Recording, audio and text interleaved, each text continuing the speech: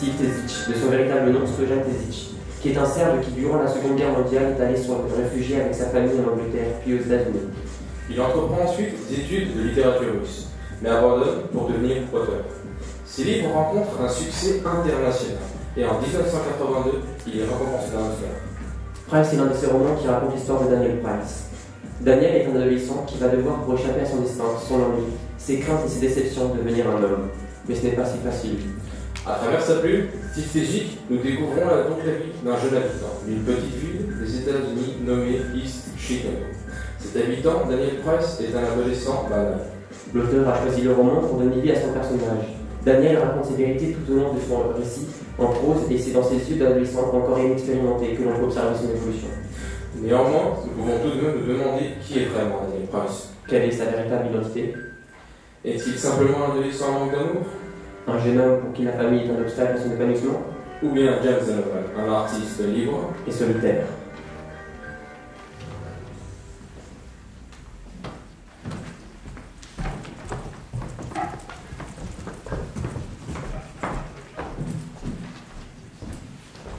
La famille de Daniel est un poids pour lui, notamment à cause de sa relation conflictuelle avec son père, qui est malade. Ce dernier est atteint d'un cancer, ce qui pèse sur Price. Ils se disputent pour des futilités, une bouteille de vide.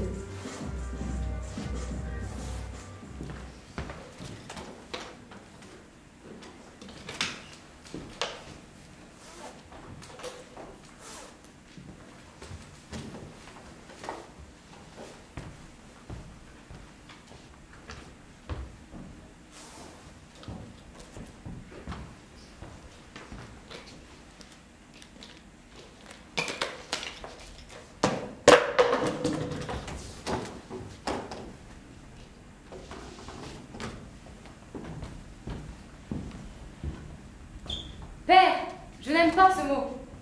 J'espère. N'espère jamais. Promets-moi de ne jamais espérer. D'accord, père. Leur relation se détériore davantage après la découverte de sa maladie, jusqu'à ce qu'il veuille même tuer son père. Daniel Price est un jeune lycéen qui vient d'avoir son diplôme. Un adolescent au début de sa vie. Il traîne principalement avec ses amis Nishira et Flo. Avec Madame Devey aussi. Une femme de 30 ans battue par son mari de nouveau. Ce sont des adolescents comme les autres, soucieux de leur avenir. Ils étaient des amis très proches. Malheureusement, au cours du temps, leur relation se dégrade et ils finissent par ne plus se voir.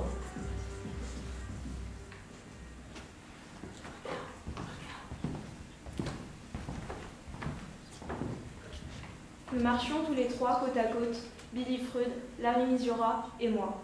Freud, à droite, près du trottoir. Misiora à gauche. Et moi au milieu.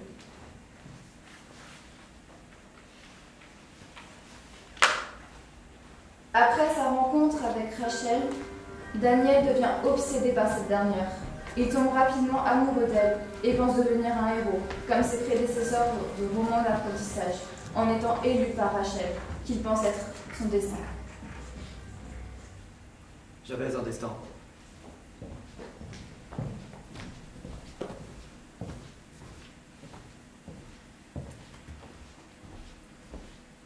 Il s'appelait Rachel. J'écrivais le nom de Rachel dans mon cahier. J'avais avoué à Rachel que je l'aimais, mais elle ne m'avait pas répondu.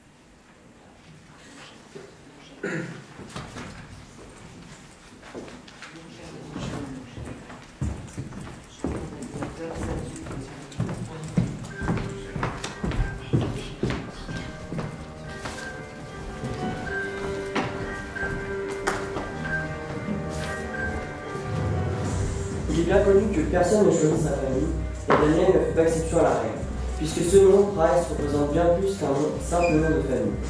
Zola n'aurait pas renié ce personnage, dont la famille parfois pourrait sortir de ces romans naturalistes du 19e siècle. En effet, ce nom le rend prisonnier du milieu social où il vit, de celui de ses parents qui le prédestinent malgré lui à sans doute finir ouvrier dans l'usine de la ville et à mener une bien pénible existence. Un trait de caractère que j'avais hérité de lui. Tel père, tel fils. Mais Price, c'est aussi le risque de ne jamais connaître l'amour. Cet amour dont son père a été privé par sa faute, par l'excès d'amour donné à sa femme, qui conduira cette dernière au bras d'un autre homme. Daniel, il ne faut pas emprisonner une femme. Aimer sa femme à ce point, c'est comme la faire mourir. Et un jour, elle s'évade de cette prison. Elle n'est pas encore morte, elle est vivante. Excessif amour que Daniel ne cesse de réclamer à sa Rachel, sans s'apercevoir qu'il reproduit là le schéma amoureux de ses parents.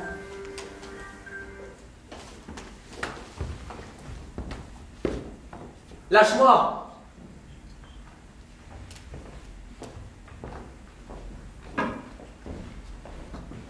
Après la mort de son père et l'abandon de Rachel, Daniel choisit alors le tragique qui lui était imposé. Il devient alors le double de son père.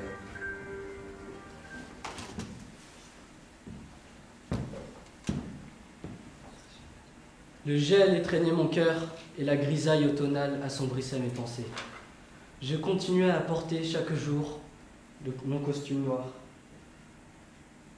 En bon prophète de malheur, j'étais rempli d'une sagesse amère. La terre, les planètes, le soleil, la lune, les étoiles, un seul avenir les attendait. La mort!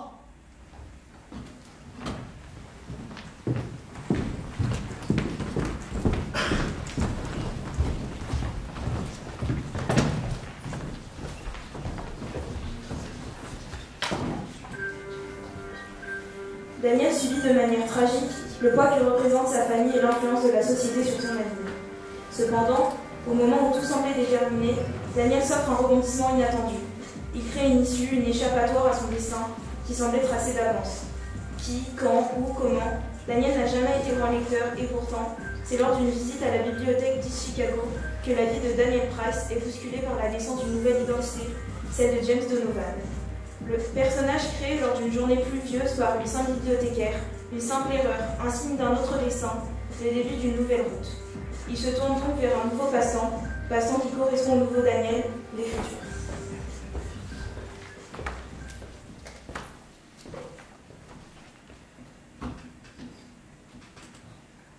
Je voulais écrire pour toutes ces personnes que j'avais négligées.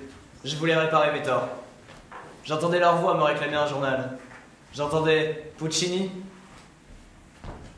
ma mère, mon père, Freud, Missiora, French, Bimbo, mais aussi et surtout Rachel.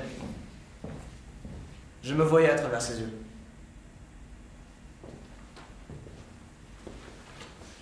Cela ressemblait à de la magie. Dès que j'endossais l'identité de James Donovan, tout devenait différent. Daniel est définitivement différent. Les derniers événements l'ont fait grandir. Son père finit par mourir et Rachel par déménager. Missiora est parti pour toujours après un dernier coup d'éclat et Freud va se marier. Plus rien ne le rattache à East Chicago, à l'exception de sa mère. Ce n'est qu'après une première et dernière conversation téléphonique qu'il fait son choix. Le choix de sa vie, de son avenir. Daniel décide de quitter East Chicago, la ville où il est né, où il a appris, où il a grandi. Aujourd'hui, j'ai quitté l'endroit où j'ai grandi, convaincu que le destin n'est qu'un mirage. Pour autant que je sache, la vie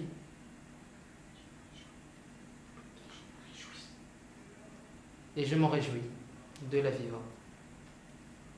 Ce n'est qu'à la fin du roman que la littérature, sous la forme de l'œuvre Enfance de Gorky, lui offre une échappatoire. Dans cette solitude finale, il endosse ainsi une nouvelle identité, devient James Donovan, commence à écrire, quitte East Chicago, sa famille, ses amis, et fait scène la liberté de l'artiste avec ses mots. Je m'en allais par le monde.